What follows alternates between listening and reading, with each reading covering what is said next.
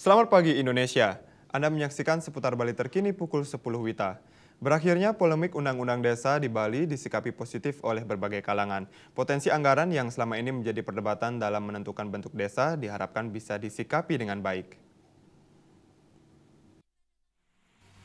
Anggota DPRD Kota Denpasar Ide Bagus Ketut Kiana mengatakan, berakhirnya polemik untuk memilih desa adat atau desa dinas di Bali sebagai hal yang positif.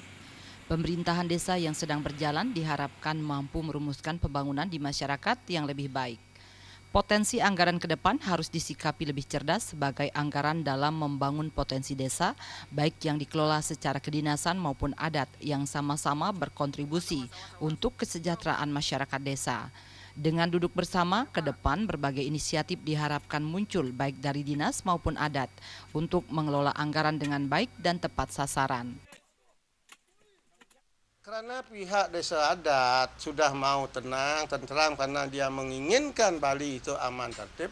Ya pihak dari birokrasi eksekutif kepala desa ada kan dong remuk-remuk dengan desa adat tentang dana bantuan ini. Kira-kira apa yang bisa kita lakukan untuk desa adat di dalam membangun sama wilayah itu. Karena apa? Karena wilayahnya hampir sama, penduduknya juga satu.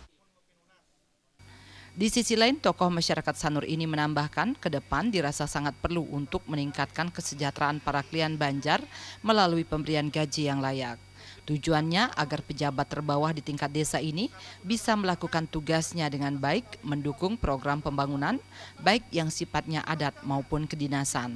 Suteja dan Winate, Bali TV.